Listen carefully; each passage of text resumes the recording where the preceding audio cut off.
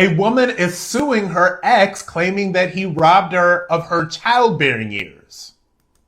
A 34-year-old woman is demanding her ex-boyfriend pay compensation, claiming he stole her childbearing years. After nearly a decade together, she says her 38-year-old ex ended things just as she was ready to start a family. She said she put her career and her goals on hold, believing they'd have kids, and now wants him to cover fertility treatments like egg freezing or IVF.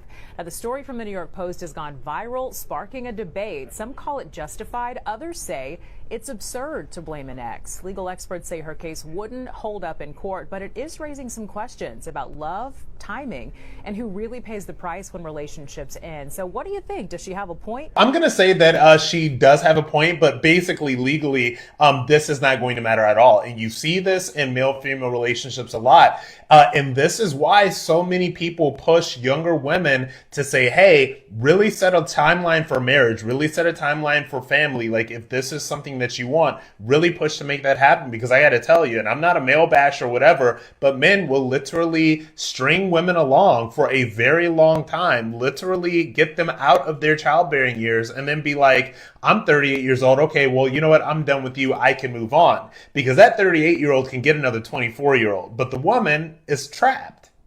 And I think that this happens a lot more than I think people even really want to talk about. And this is what it is. This is really the end stage, I think, of this sort of like girl boss feminism, all of this other stuff. We have told young women in this society for decades at this point, that your career comes first, that who would want to be a wife and a mother? That would be a waste of your life. This is what we've told young women. This is not something that I believe to be true, but this is something that we have pushed on young women for decades at this point.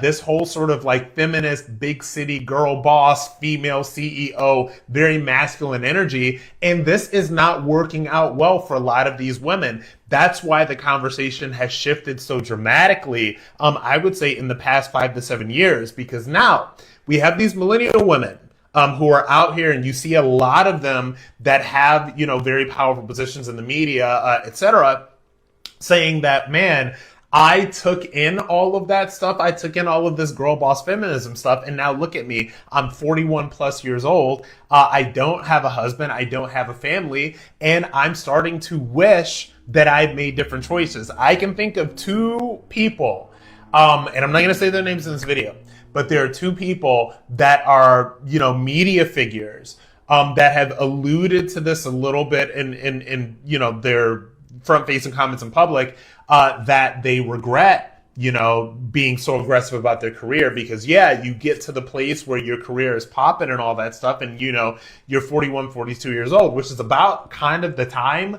that most people's careers actually really get to a certain point, particularly if you're doing media stuff. But then, there's no child, there's no husband, there's no family. And they do feel, and I've talked to some of these women before, literally interpersonally, and they do feel like something is lost. So does this woman have a point? Yeah. Is she going to get any money legally? Probably not.